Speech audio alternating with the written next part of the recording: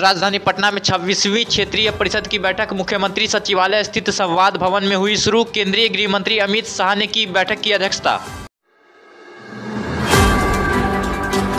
CM Nitish Kumar ने केंद्रीय मंत्री अमित शाह का किया स्वागत। करीब 1.5 साल के बाद सीएम नीतीश कुमार और अमित शाह की हुई यह मुलाकात। जनता दल के तत्वाधान में 23 जनवरी 2024 को जननायक कर्पूरी ठाकुर की मनाई जाएगी जयंती। पार्टी के प्रदेश कार्यालय में राज्य कार्यकारिणी की बैठक में लिया गया निर्णय।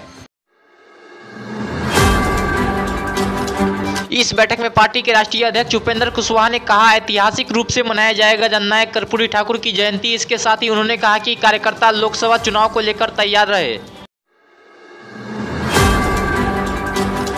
लोकसभा चुनाव 2024 को लेकर सभी दलों में गतिविधि हुई तेज। सीएम नीतीश कुमार भी एक्शन में। झारखंड और उत्तर प्रदेश में सीएम नीतीश कुमार का कार्यक्रम हुआ घोषित। सूत्रों के मुताबिक सीएम नीतीश कुमार उत्तर प्रदेश के फूलपुर से लड़ सकते चुनाव। पीएम मोदी के गढ़ बनारस से भी सीएम नीतीश कुमार करेंगे रैली। वहीं सीएम नीतीश कुमार की इस विभिन्न मुद्दों पर बीजेपी ने किया हमला। बीजेपी बिहार के प्रदेश अध्यक्ष सम्राट चौधरी ने एक बार फिर सीएम नीतीश कुमार को दिया करारा जवाब। सम्राट चौधरी ने कहा कि सीएम नीतीश कुमार ने अभी तक बीजेपी का प्यार देखा था, लेकिन अब दुश्मनी देखेंगे। नीतीश कुमार के पास बीजेपी से कम विधायक थे, लेकिन तब भी हमने उन्हें अपने कंधे पर बैठाया और नीतीश जी को भी कंधे पर बैठाया। नीतीश जी कभी किसी को कंधे पर बैठाए, उसका नाम बता दीजिए उनका। नीतीश जी को 6 विधायक थे मात्र और 41 विधायक हुआ करता था भारतीय जनता पार्टी का। कंधे पर बैठा था। भाजपा जिसको समर्थन करती है अंधा प्यार करती है, लेकिन वो भुला गए कि ये नरेंद्र मोदी और अमित शाह और नड्डा जी की आज देश में पार्टी चलने वाली पार्टी है। अब दुश्मनी भी करेंगे तो ठीक से करेंगे। प्रधानमंत्री मोदी के लोकसभा क्षेत्र बनारस में नीतीश कुमार की होने वाली रैली पर एनडीए के दल हुए हमलावर। चिराग पासवान ने बनारस रैली को लेकर सीएम नीतीश कुमार पर किया हमला।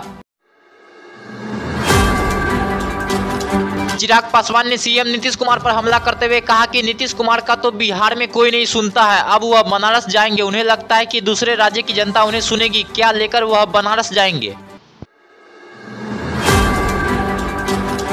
झारखंड कांग्रेस के सांसद धीरज साहू के यहां मिले करोड़ों रुपए को लेकर राजनीति हुई तेज। केंद्रीय मंत्री गिरिराज सिंह ने कांग्रेस पर साधा निशाना।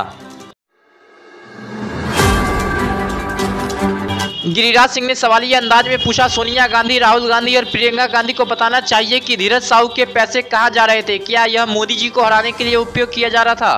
कांग्रेस सहित तमाम घमंडिया का जुबान बंद है।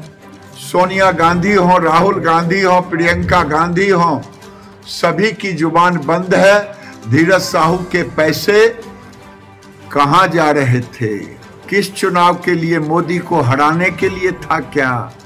ये पैसे इकट्ठा किए जा रहे हैं घमंडिया गठबंधन की ओर से मोदी को हराने के लिए।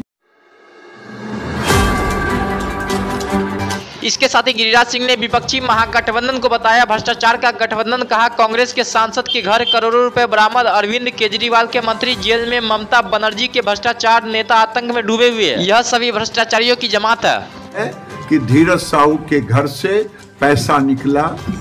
ममता बनर्जी के मंत्री जेल में हैं। ये केजरीवाल के मंत्री जेल में हैं। कांग्रेस के लोग तबाह हैं।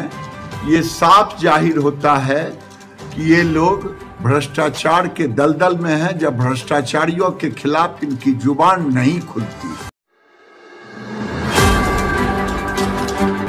एनआरसीवी की रिपोर्ट सामने आने के बाद एक बार फिर बिहार में लागू शराबबंदी को लेकर उठने लगे सवाल। एनआरसीवी की रिपोर्ट के अनुसार देश में जहरीली शराब से सबसे अधिक 134 लोगों की मौत बिहार में हुई। बिहार में शराबबंदी पर उठे सवाल को लेकर प्रशांत किशोर ने किया बड़ा दावा। कहा, नीतीश कुमार और उनके लोग बोलते हैं कि गांधी जी ने ऐसा कहा था इसलिए हमने ऐसा किया। ये सरासर झूठ है।